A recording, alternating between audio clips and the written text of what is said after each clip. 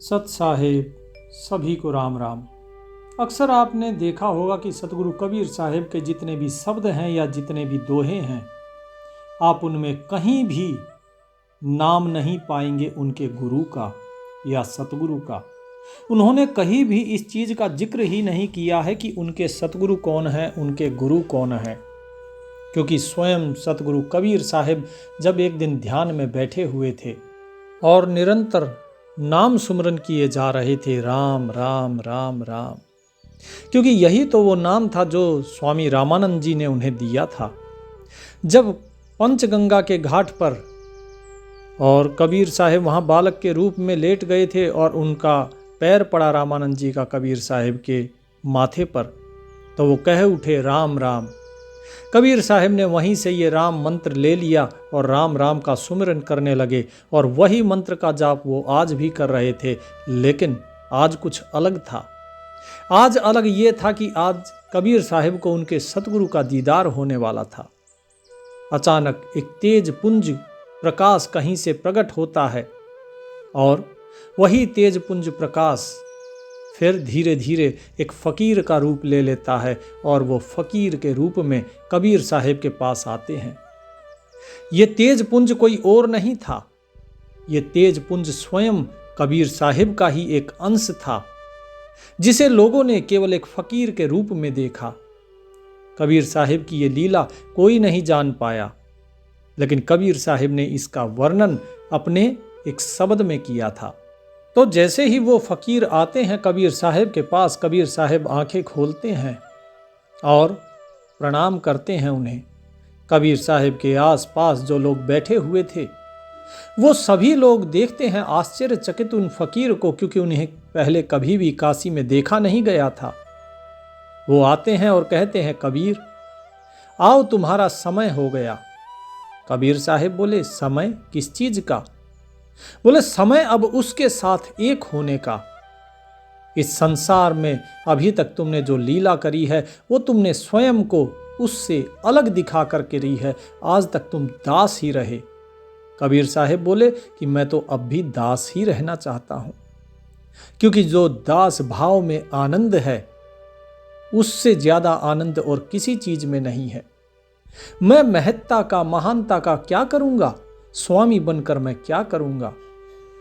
तो उन फकीर ने कहा कि आखिर तुम स्वामी क्यों नहीं बनना चाहते? क्यों उस मालिक के साथ एक होकर उस मालिक का रूप क्यों नहीं होना चाहते? कबीर साहेब बोले कि मैं तो उस मालिक का ही रूप हूं। वो मालिक ही तो है सबके अंदर। क्या कोई ऐसी जगह है या ऐसा व्यक्ति, ऐसा जीव है जिसके अंदर वो मालिक ना हो? मैं तो सिर्फ और सिर्फ उसी के ही गुण गाता हूं जो सबके अंदर है, और जब वो सबके अंदर है तो मेरे अंदर भी तो है ना। हे फकीर जी, वो सभी के अंदर है, वो मेरे अंदर भी है, वो आपके अंदर भी है। आप स्वयं वो परमात्मा ही तो है मेरे लिए। उन फकीर ने कहा लेकिन फिर भी ऐसा क्या है इसमें जो तुम दास ही रहना चाहते हो? कबीर साहब कहते हैं जब व्यक्ति दास रहता है तो उसके अंदर अहंकार नहीं आता। जब व्यक्ति स्वयं को कुछ मान लेता है तो उसके अंदर अहंकार आ जाता है, और यही अहंकार सारे पापों की जड़ है। फिर धीरे धीरे सारे विकार इसके अंदर भरने शुरू हो जाते हैं। पहले मैं, फिर मेरा, मेरी, तेरा, तेरी, और फिर द्वैत शुरू हो जाता है। इस मैं से ही तो द्वैत शुरू है, इसीलिए मुझे दास ही रहने दो। मैं अपने अंदर इस अहंकार रूपी मैं को जगह नहीं देना चाहता, क्योंकि मैं जानता हूं जब तक मैं दास हूं तब तक मैं उस हरि का प्यारा हूं। जब तक मैं दास हूं तब तक मेरा सब कुछ उसी के आधार पर है, वो ही सब कुछ करेगा मेरा। मुझे किस चीज़ की चिंता करनी है? मैं जिसका पालतू हूं। मैं कुत्ता मेरे राम का, मोतिया मेरा नाम, गले राम की जेवरी, जहाँ खींचे तहाँ जाओ। कि मैं तो अपने उस राम का कुत्ता हूँ, उसी का नाम जपता रहता हूँ, और मेरे गले में उसी के राम नाम की जेवड़ी पड़ी हुई है, रस्सी पड़ी हुई है। वो जिधर खींचता है मैं उधर चला जाता हूँ, जो देता है वो खा लेता हूँ, वो बुलाता है तो आता हूँ, वो भगा देता है तो चला जाता हूँ। जिस प्रकार कुत्ते का आचरण होता है, इसी प्रकार मैं एक कुत्ते की तरह उसका वफादार रहना चाहता हूँ। मुझे स्वामित्व नहीं चाहिए, मुझे महानता नहीं चाहिए, मुझे गुरुत्व नहीं चाहिए। फकीर ने कहा कि कबीर, तुम बड़े ही निर्मल हो, शुद्ध हो, तुम ही ऐसे हो जो उसके साथ एक हो सकते हो। उसके साथ एक हो जाओ और इस समस्त जगत का कल्याण करो। मैं तुम्हें आज वो चीज़ देने आया हूँ जिसके बाद तुम उस मालिक के साथ एक हो जाओगे और जिसके बाद इस संसार को राह मिलेगी उसके साथ एक होने की। तो कबीर साहब बोले कि मेरे गुरु रामानंद ने मुझे ज्ञान दिया है, उन्होंने नाम दिया है। तो फकीर ने कहा कि बड़ी अच्छी बात है, तुम्हारा अपने गुरु पर ये श्रद्धा होना, ये प्रेम होना, ये तुम्हारे निर्मल मन की एक प्रतीति है। ये दिखाता है कि तुम्हारा मन तुम्हारे गुरु के प्रति कितना शुद्ध है, कितना प्रेम से भरा हुआ है और श्रद्धा से भरा हुआ है। लेकिन सिर्फ ये नाम ही काफ़ी नहीं है, उसके लिए तुम्हें उस सत्य नाम को भी जानना बहुत जरूरी है। जब तक उस सत्य नाम को नहीं पाओगे तब तक परमात्मा के साथ एक नहीं हो सकते।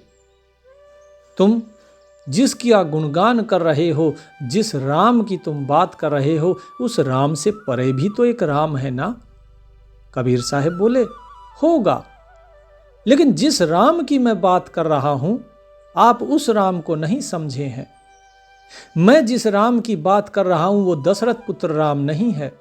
लोग राम राम जो जपते हैं उस दशरथ पुत्र राम को जपते हैं। मैं किसी राम नाम व्यक्ति नहीं, मैं उस राम नाम की शक्ति का जाप करता हूं।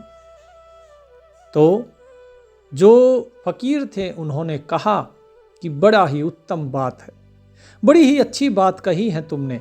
इस संसार को केवल शरीर का जाप नहीं करना चाहिए, किसी व्यक्ति की मूर्ति का जाप नहीं करना चाहिए, बल्कि उस शक्ति का जाप करना चाहिए। और इसीलिए उस शक्ति तक पहुंचने का जो रास्ता है वो तो सत्य नाम ही है, वो सार नाम ही है, वो सार शब्द ही है। कबीर साहब बोले हे फकीर जी, आपने सही कहा, और जो आप मुझे देने आए हैं दीजिए। क्या है वो सत्य नाम, क्या है वो सार नाम? तो अपने कमंडल से फकीर ने थोड़ा सा जल निकाला और उनके हाथ में रख दिया। कबीर साहब को कहा इस जल को ग्रहण करो। कबीर साहब ने उस जल को ग्रहण किया और ग्रहण करते ही कबीर साहब उठ खड़े हुए और उनके चरण छूकर बोलते हैं कि आपने मुझे ऐसा लगता है कि कोई ऊर्जा से भर दिया हो। कबीर साहब बैठते हैं उन फकीर के साथ और फकीर ने हाथ रखा कबीर साहब के शीश पर, और शीश पर हाथ रखते ही एक दिव्य प्रकाश उनके मन में प्रकट हुआ। और फिर जैसे ही वो वापस आँख खोलते हैं तो देखते हैं कि फकीर वहां पर नहीं है। उन्होंने लोगों से पूछा कि कहाँ गए ये फकीर। लोगों ने कहा कि पता नहीं हमें तो, हम तो देखते रह गए और वो उठकर चले गए। कबीर साहब बोले मुझे क्यों नहीं आभास हुआ? तो लोगों ने कहा कि आप गहरी समाधि में चले गए थे। कहाँ गए थे आप, क्या देखा आपने, बताइए हमें। कबीर साहब बोले कि जो मैंने देखा उसका वर्णन नहीं किया जा सकता।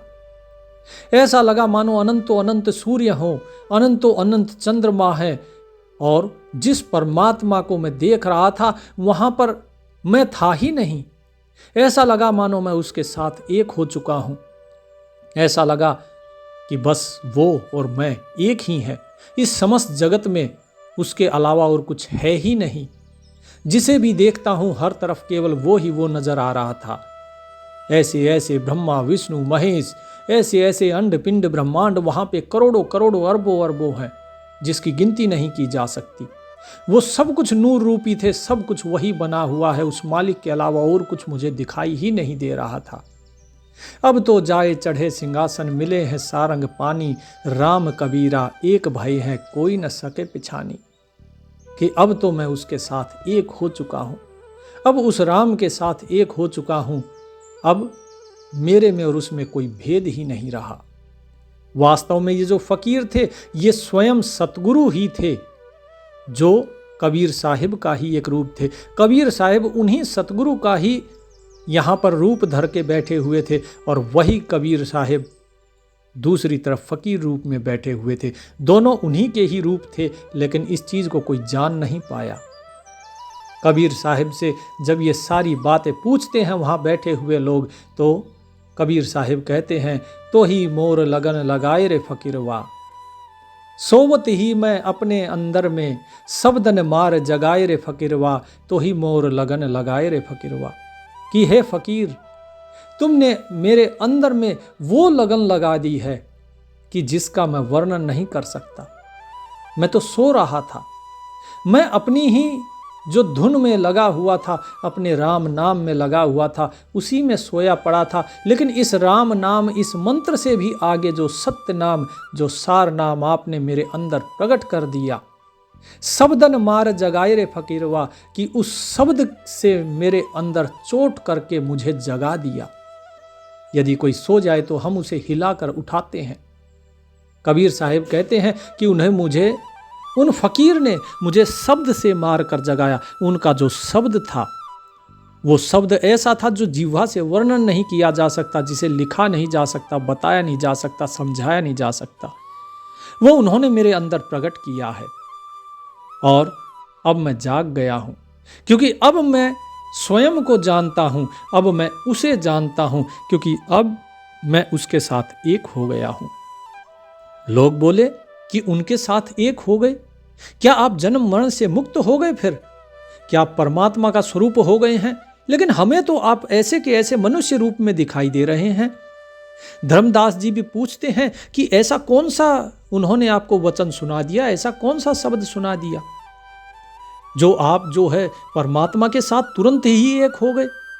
कबीर साहेब बोले, बूढ़त ही भव के सागर में बहियां पकड़ समझाए रे, कि भाई इस संसार का जो सागर है, इसमें डूबते हुए मनुष्य को केवल सतगुरु ही पार लगा सकता है। जिस प्रकार मेरी बाह पकड़कर उन्होंने ना केवल मुझे इस भवसागर से निकाल लिया सतगुरु ने, बल्कि मुझे समझाया भी। धर्मदास जी पूछते हैं, क्या समझाया? कबीर साहिब कहते हैं, एक कय वचन वचन नहीं दूजा, तुम मोह से बंद छुटाए रे, कि उन्होंने मुझे एक वचन दिया, शब्द दिया। और वो शब्द का भेद क्या था? वो शब्द का भेद था कि एक कय वचन, एक ही है। वो परमात्मा जो है वो एक ही है, दूसरा नहीं। एक है वचन वचन नहीं दूजा, केवल एक ही शब्द है, वो एक ही नाम है, उसके अलावा और कोई नाम नहीं, कोई व्यक्ति नहीं, कोई वस्तु नहीं, कोई वचन नहीं, कुछ भी तो नहीं है। तुम मोह से बंद छुटाए रे, अभी तक जो मैं तुम और मैं का भेद कर रहा था, जो अभी तक जिस प्रकार तुम कहते हो ये मैं हूं और ये तुम हो, इसी भेद में मैं भी तो था कि तुम अलग और मैं अलग। ये तुम और मोह से, ये बंधन जो थे तुम्हारा और मेरा, इस बंधन से उन्होंने मुझे मुक्त कर दिया। ऐसा उन्होंने मुझे शब्द दिया कि उस शब्द की प्राप्ति के होते ही मैं स्वयं के स्वरूप को जाना और स्वयं के स्वरूप से उस परमात्म रूप को जाना और उसके साथ एक हो गया। और अब मुझे सब के अंदर वही दिखाई देता है, सब घट मेरे साइयाँ, सूनी सेज न कोय, बलिहारी वा घट की जाघट प्रगट होए। एक वचन वचन नहीं दूजा, तुम मोह से बंद छुटाए रे फकीरवा, तो ही मोर लगन लगाए रे फकीरवा। कि हे फकीर, तुमने अब मेरी लगन अपने अंदर लगा दी है। हे मेरे सतगुरु, अब मेरी लगन तुम्हारे अंदर लग गई है। कहे कबीर सुनो भाई साधो, सत्य नाम गुण गाए रे फकीरवा। कि हे फकीर, मैं तो अब तुम्हारा दिया ये सत्य नाम का ही गुण गा रहा हूँ और अब मुझे कुछ नहीं गाना है। और कबीर साहब वहाँ से अपनी दूसरी लीला आरंभ करते हैं। तो अभी तक जो आपने वाणियाँ सुनी हैं, बहुत सी जगह वो क्या कहते हैं, बहुत सी जगह कबीर साहिब कहते हैं कि मैं दास हूँ, और कई जगह वो फिर स्वयं को ये बतलाते हैं कि वो परम तत्व परमात्मा वो अलग नहीं है, वो आप ही हैं। आप उनकी वाणियों में दो प्रकार की बातें सुनेंगे। एक बात है वो जो आत्म तत्व के रूप से कही गई है, और एक बात वो जो देह रूप से कही गई है। इस सत्य नाम से पहले जितनी बातें कही गई, जितना भक्ति भाव उन्होंने बताया, वो सब कुछ उन्होंने देह रूप से बताया। लेकिन भक्ति भाव के आगे जब आत्मा और परमात्मा की एकता की बात कही तो उन्होंने वो आत्म तत्व रूप से बताया, क्योंकि अब वो परमात्मा के साथ एक हो गए थे। तो जो एक हो जाता है फिर वो आत्म तत्व रूप से ही तो बात करेगा।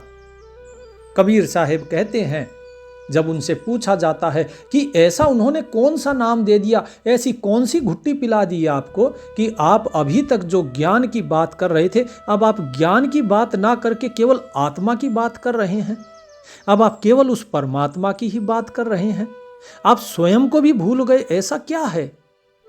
कबीर साहिब बड़े विनम्र भाव से बोले, गुरु मोहि घुटिया अजर पिलाई, जब से गुरु मोहि घुटिया पियाई, भई सुचित मेटी दुचिताई, गुरु मोहि घटिया अजब पियाई। कि भाई मेरे को तो बड़ी अजब घुट्टी पिला दी। घुट्टी क्या होती है? घुट्टी होती है जब बच्चा पैदा होता है, पैदा होते के बाद जब पहली बार उसे घुट्टी पिलाई जाती है, कोई दादी के हाथ की घुट्टी पिलवाता है, कोई नानी के हाथ की, तो सबसे पहले एक छोटी सी दवा सी होती है, वो थोड़ी सी दवाई सी पिलाई जाती है, तो उसे कहते हैं घुट्टी। हमारी तरफ तो घुट्टी कहते हैं, आपकी तरफ पता नहीं, अलग अलग क्षेत्रों में अलग अलग भाषाएं होंगी। तो क्या कहते हैं साहिब कि मुझे उस गुरु ने अर्थात उस फकीर ने एक अजब ही घुट्टी पिलाई है। उस फकीर का कोई नाम नहीं लिख रहे हैं आप कबीर साहिब, क्योंकि नाम तो उन्होंने पूछा ही नहीं।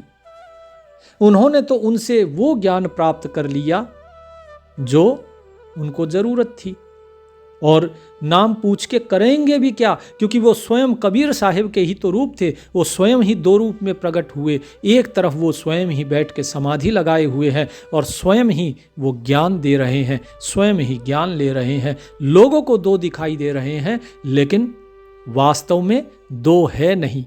जिसकी चर्चा कबीर साहिब ने करी ऊपर कि तुम मोह से बंध छुटाए रे, कि ये जो तेरा मेरा का बंधन था, ये जो दो का बंधन था द्वैत का, ये सारे बंधन उस फकीर ने छुड़ा दिए हैं सत्य नाम के द्वारा, और उसी के गुण गा रहा हूं। उस गुरु ने मुझे ऐसी घुट्टी पिलाई है जो अजर है। अजर मतलब जिसमें बुढ़ापा ना आए, अर्थात अब मैं अजर अमर हो गया हूं, क्योंकि जो उस परमात्मा के साथ एक हो जाए, और परमात्मा अजर अमर अविनाशी है, तो मैं भी अब अजर हो गया हूं। ऐसी घुट्टी उन्होंने पिला दी है मुझे। और जब से गुरु ने मुझे ये घुट्टी पिलाई है, तब से मेरे अंदर की जितनी थी जो दुर्मति थी वो दूर हो गई। जो सुचिता थी मतलब पवित्रता थी, वो पवित्रता मेरे अंदर भर गई है, और जो मेरी अपवित्रता थी वो सारी निकल गई। अपवित्रता क्या? तू मैं तेरा मेरा, ईर्ष्या द्वेष बैर भाव चुगली निंदा मान बड़ाई, ये सारी चीजें सब मेरे से अब दूर हो गई हैं। अब केवल और केवल मेरा मन निर्मल है, शुद्ध है। केवल और केवल ये मन उस मालिक का है। अब ये मन इस संसार का नहीं है, अब केवल उस सार का है। नाम औषधि अधर कटोरी, पियत अघाए कुमत गई मोरी। कि जब से उस नाम की औषधि उस मेरे फकीर ने पिलाई है, जब से पिलाई है, अधर कटोरी अर्थात उसने कटोरी नहीं थी, बिना ही कटोरी के पिलाई, क्योंकि उन्होंने तो अपने कमंडल से केवल एक जल निकाल कर पिलाया था। चाहे उसे चरणामृत कह लीजिए, चाहे कुछ भी कह लीजिए। बोले लेकिन वो जो औषधि उन्होंने पिलाई, पियत अघाय कुमत गई मोरी, उसको पीते ही मैं तृप्त हो गया, और मेरी जो कुमति थी अर्थात जो दुर्बुद्धि थी वो सब कुछ समाप्त हो गई। अब मेरे अंदर कोई दुर्बुद्धि बची ही नहीं, क्योंकि अब मेरा मन उसके अंदर लग गया। अब मेरा मन मेरे सतगुरु में लग गया, अब मेरा मन उस फकीर में लग गया, अब मेरा जो प्रेम है उस मालिक में लग गया है, जिसके साथ मैं एक हुआ हूँ। और वहाँ पर मैंने देखा, जब वहाँ गया, उस मालिक का दीदार किया, उसके साथ एक हुआ, तो मैंने देखा कि ब्रह्मा विष्णु पिए नहीं पाए, खोजत शंभु जन्म गवाए, सुरत निरत कर पिए जकोई, कहें कबीर अमर होए सोई। कि ब्रह्मा विष्णु महेश ये भी उस घुट्टी को पी नहीं पाए, इनको भी वो औषधि नहीं मिली। उस सत्य नाम की, उस सार नाम की औषधि इन्हें भी नहीं मिली। इसको खोजत खोजत, उस मालिक को खोजते खोजते इन तीनों का जन्म ऐसे ही चला गया, लेकिन ये उस परमात्मा को ढूंढ नहीं पाए। ये वेदों में ही पचे हुए हैं, ये वेदों में ही फंसे हुए हैं। ये सोचते हैं वेदों का ज्ञान ही सत्य है, लेकिन नहीं, उन वेदों में भी वो ज्ञान नहीं है जो ज्ञान मुझे प्राप्त हुआ है। तो धर्मदास जी पूछते हैं कि साहिब, फिर अगर वेदों के अंदर ज्ञान नहीं, शास्त्रों के अंदर ज्ञान नहीं, ये जितने भी ब्राह्मण पंडित जो घूमते हैं, अगर ये सभी ज्ञानी नहीं हैं तो ज्ञान फिर कैसे प्राप्त होगा? कबीर साहिब कहते हैं कि ज्ञान प्राप्त होगा इस रस को पीने से। जिस औषधि को मैंने पिया, जिस सत्य नाम की औषधि को मैंने पिया, उस सत्य नाम की औषधि को पीने से प्राप्त होगा। धर्मदास जी पूछते हैं उस औषधि को कैसे प्राप्त किया जाए? आपको तो पिला दी है सतगुरु ने आके, हमें कौन पिलाएगा? क्या हमारा कोई अधिकार नहीं है मुक्ति पर? कबीर साहिब ने कहा, हर एक प्राणी मात्र का मुक्ति पर अधिकार है, लेकिन उसके लिए मेहनत करनी होगी। मैंने देखा, जब मैंने पिया तो मेरी सुरत और मेरी निरत ये दोनों उसी के साथ एक हो गई। तो जो रास्ता मैंने देखा है वही रास्ता आप लोगों को भी कहता हूं, और वो क्या है कि सबसे पहले आपको अपने गुरु के साथ प्रेम करना होगा, क्योंकि जैसे ही उन्होंने मुझे चरणामृत दिया, अपने कमंडल से वो औषधि निकाल कर मुझे पिलाई, पीते ही मेरे अंदर उनके प्रति प्रेम जागृत हुआ, और जब प्रेम जागृत हुआ, मेरी सुरत और मेरी निरत ये दोनों स्थिर हो गई उनके प्रेम में। और फिर वहां से फिर आगे बढ़ी मेरी सूरत, और आगे बढ़ते बढ़ते मैंने स्वयं को जाना, और जब स्वयं को जाना और आगे बढ़ते बढ़ते ये स्वयं उसके साथ एक हो गया जिसको जानना होता है। अब वो और मैं एक हो गए हैं। तो अगर तुम्हें भी आगे बढ़ना है तो अपनी सूरत और अपनी निरत, इन दोनों को उस मालिक के नाम में लगाओ। जब नाम में लगोगे तभी तुम उस औषधि को पा पाओगे, और उस औषधि को पाते ही तुम उसे जब पियोगे तो अमर हो जाओगे। सूरत निरत कर पिए जो कोई, कहे कबीर अमर होए सोई। और जो उसे पी लेगा वही अमर हो जाएगा। जो उस जड़ी को, उस औषधि को प्राप्त कर लेगा, केवल वही अमर होगा। अन्यथा जब तक उस सत्य नाम, उस सार नाम की जड़ी को नहीं प्राप्त करेंगे, तब तक कोई भी अमर नहीं हो सकता। तो कबीर साहिब के बारे में जो कहा जाता है, उनके कोई सतगुरु नहीं, कोई गुरु नहीं, तो यहाँ पर साहिब बता रहे हैं कि किस प्रकार से एक फकीर के रूप में वो आए हैं, और कबीर साहिब को सतगुरु ने वो नाम दिया, वो सत्य नाम रूपी औषधि दी। कबीर साहिब कहते हैं कि भाई, गुरु के प्रति प्रेम होना बहुत जरूरी है। गुरु साहिब तो एक है, दूजा सब आकार, आपा मेटे गुरु भजे, तब पावे करतार। कि गुरु और वो परमात्मा, वो दोनों एक ही हैं।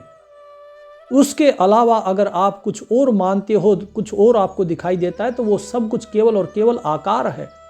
तुम जिस शरीर को देखते हो वो तो केवल आकार है। वास्तव में वो परमात्मा उस आकार के अंदर बैठ के गुरु रूप में आपको ज्ञान देता है। इसीलिए उस गुरु से प्रेम करो। यदि प्रेम नहीं करोगे तो आगे नहीं बढ़ पाओगे, फिर चाहे कितना भी नाम सुमिरन करते रहो। धर्मदास जी पूछते हैं कि गुरु से प्रेम यदि ना होगा तो कबीर साहिब कहते हैं कि यदि गुरु से प्रेम नहीं होगा तो जीवन व्यर्थ हो जाएगा। धर्मदास जी पूछते हैं, लेकिन ये तो संभव नहीं है ना, क्योंकि किसी का गुरु कैसा है, किसी का गुरु कैसा है, किसी का गुरु ज्ञानी है, किसी का गुरु आप जैसा भी होगा, तो किसी का गुरु पाखंडी भी हो सकता है। तो सबके प्रति एक जैसा भाव, एक जैसा प्रेम, लगन कैसे होगी? कबीर साहिब ने कहा कि गुरु कैसा है, ये तो गुरु का कर्म है। गुरु अच्छा है या बुरा है, यह गुरु का कर्म है। गुरु क्रोधी, लोभी, लालची है, ज्ञानी है, सद्बुद्धि वाला है, ये सब कुछ गुरु के गुण हैं, तुम्हारे नहीं।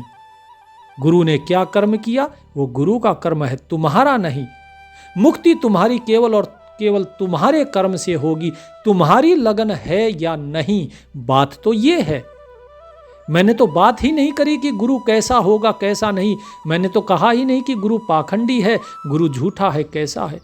हाँ, जो झूठा गुरु है उसे त्याग दो, क्योंकि झूठा गुरु वो होता है जो तुम्हें गलत रास्ते पर लेकर जाए, जो उस परमात्मा के रास्ते पर ना ले जाके तुम्हें दूसरी शिक्षा दे, गलत शिक्षा दे, संसार की शिक्षा दे, मूर्ति पूजा की शिक्षा दे, वो झूठा गुरु है। लेकिन जो स्वयं उस परमात्मा की तरफ अगर तुम्हें लेकर जा रहा है, फिर चाहे वो गुरु ज्ञानी है या नहीं, चाहे उसने आत्मज्ञान किया है या नहीं, इससे फर्क नहीं पड़ता। लेकिन यदि उसने तुम्हें ज्ञान सच्चा दिया है तो वो सच्चा ही गुरु है। उसके प्रति तुम्हारे हृदय में लगन अवश्य होनी चाहिए। जिनकी लगन गुरु सो नाही, ते नर खर कुकर सम जग में बिरथा जन्म गवाही। कि जिनकी लगन, जिनका प्रेम अपने गुरु से नहीं होता, वे इस संसार में ऐसे मनुष्य, इस संसार के अंदर कुत्ते और गधे के समान है, और उनका जन्म व्यर्थ ही गंवाया जा रहा है, क्योंकि वे केवल और केवल गुरु के अंदर दोष ढूंढते रहेंगे। और यदि दोष ही ढूंढते रहेंगे, बताइए वो पार कहां से होंगे। क्योंकि जब व्यक्ति किसी के दोष ढूंढता है तो उसके हृदय में दोष ही आता है। जब हम किसी से प्रेम करते हैं तो हमारे मन में भी प्रेम आता है, आनंद होता है। जब हम किसी पर क्रोध करते हैं तो क्रोध हमारे मन में भी आता है, तो उस क्रोध की अग्नि में हम स्वयं भी जलते हैं। ठीक इसी प्रकार जब तक गुरु के प्रति लगन नहीं होगी, गुरु में अगर दोष भाव देखोगे तो वो दोष तुम्हारे अंदर भी आएगा। और यदि दोष तुम्हारे अंदर आएगा तो निर्मल कैसे होगे, कैसे आगे बढ़ोगे। इसीलिए गुरु के प्रति दोष नहीं, दोष दृष्टि कभी नहीं रखना। गुरु के अंदर श्रद्धा भाव, सेवा भाव रखो। गुरु अगर गलत भी चल रहा है, कोई बात नहीं, आप प्रश्न करो। यदि गुरु के अंदर इतना विवेक होगा तो गुरु स्वयं ही समझ जाएंगे कि हाँ, मैं गलत रास्ते पर हूँ, वो स्वयं ही सही रास्ते पर आ जाएंगे। लेकिन यदि प्रश्न करने से भी अगर वो सही राह पर नहीं आते तो आप अपना कर्म कीजिए, उन्हें अपना कर्म करने दीजिए। अमृत छोड़ विष को विष रस पीवे, धिग धिग तिनके ताई, हरी बेल की कोरी तुमड़िया, सब तीरथ कर आई।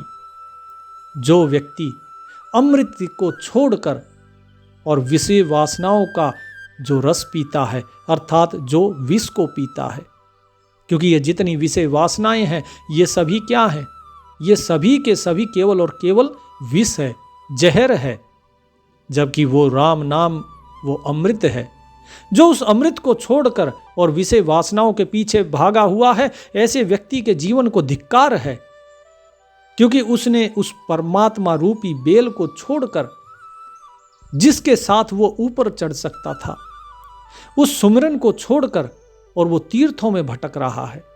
वो तीर्थ जो नदी निकलती है ऊपर हिमालय से और मिल जाती है सागर में, और फिर बार बार उस नदी का जो जल है वो भाप बनता है, फिर बर्फ बन के गिरता है और फिर से वापस वहीं पर नदी में चला जाता है और फिर सागर में मिल जाता है।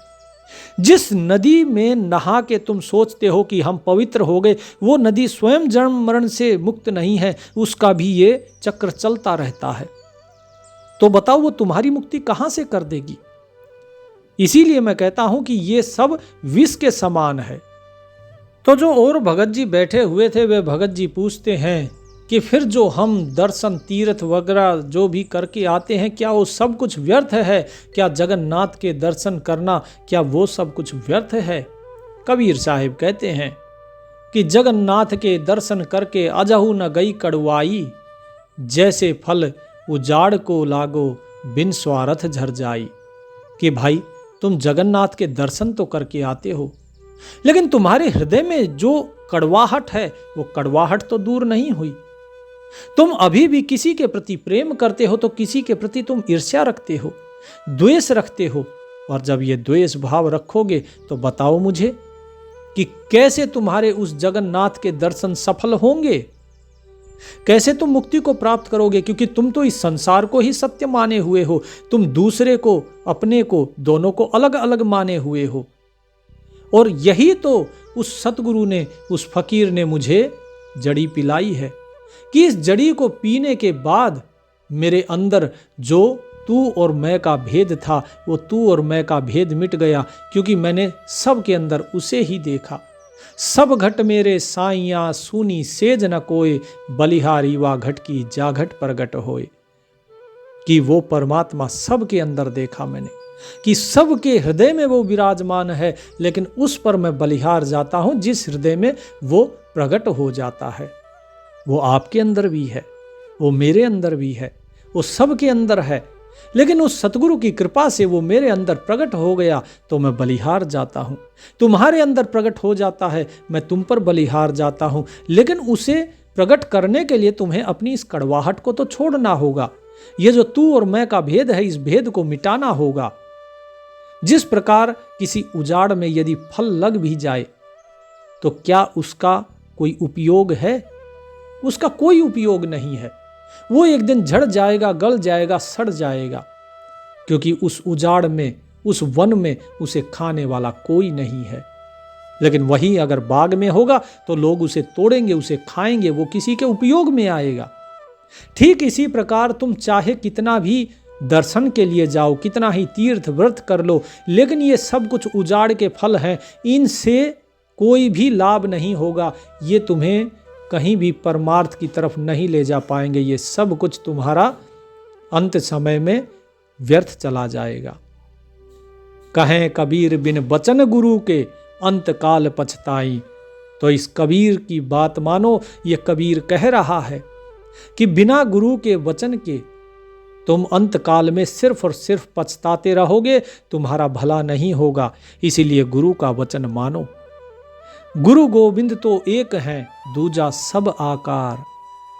जो वो मालिक है और जो गुरु है, वो दोनों एक ही हैं। तुम इस शरीर को, इस आकार को देखते हो, इस शरीर के पीछे वो जो परमात्मा बैठ के इसके अंदर ज्ञान दे रहा है, वास्तव में वो गुरु है। तुम उसे नहीं जान पा रहे हो, तुम उसे नहीं देख पा रहे हो। इसीलिए तुम इस शरीर के माध्यम से तुम उसे पूज सकते हो। तुम इस शरीर की बात मानो ताकि आप उस तक पहुंच सको। ये एक माध्यम है शरीर, क्योंकि ये माध्यम, जो तुम्हारी स्थूल आंखें हैं, ये केवल स्थूल चीजों को देख सकती हैं, लेकिन तुम्हारी आत्मा वो सूक्ष्म को देख सकती है। इसीलिए पहले तुम स्थूल को जानो। स्थूल के अंदर ही वो सूक्ष्म बैठकर तुम्हें वो ज्ञान दे रहा है, जिससे तुम उस सूक्ष्म को पहचान पाओगे। और अगर ये ज्ञान नहीं माना तो अंत काल में सिवाय पछताने के तुम्हारे पास और कोई रास्ता नहीं बचेगा। तो कबीर साहिब की ये बातें सुनकर सब उनको शीश नवाते हैं और उनकी बातों को अक्षरशः मानने का प्रण लेते हैं। तो भगत जियों, यहाँ पे कबीर साहिब ने बताया कि किस प्रकार से एक फकीर रूप में सतगुरु जो हैं उनको आकर ज्ञान देते हैं, जो स्वयं कबीर साहिब का ही रूप थे। और फिर बताते हैं किस प्रकार से तू और मैं का भेद गुरु मिटाते हैं, किस प्रकार से अहंकार मिटाते हैं, और किस प्रकार से अंदर की जो अपवित्रता है उसे दूर करके मन को पवित्र करके उस परमात्मा के साथ एक कर देते हैं। तो आपको भी उसी रास्ते पे चलना है जो कबीर साहिब ने बताया। देखिए, कहानी कोई भी हो, कहानी किसी की भी हो, उस कहानी को याद रखने से कुछ नहीं होता। याद उस ज्ञान को रखिए जो इस कहानी के माध्यम से दिया गया है। रामायण की पूरी कहानी आपको पता है, लेकिन उस रामायण में क्या ज्ञान दिया है, उन ज्ञान की बातों पर आप अमल जब तक नहीं करेंगे तब तक कोई लाभ नहीं होगा। इसी प्रकार गुरु ग्रंथ साहिब जी में भी अनेकों अनेक जगह पता नहीं कितना ज्ञान दिया हुआ है, लेकिन लोग जाके सिर्फ मत्था टेक कर आते हैं, लेकिन उस ज्ञान के बारे में कभी विचार भी नहीं करते। तो जो मुक्ति है हमारी, वो हमारी रहनी से होगी, हमारी करनी से होगी, ना कि केवल मत्था टेक देने से हमारी मुक्ति नहीं होगी। तो उम्मीद करता हूँ आप लोगों को आज का सत्संग अच्छा लगा होगा।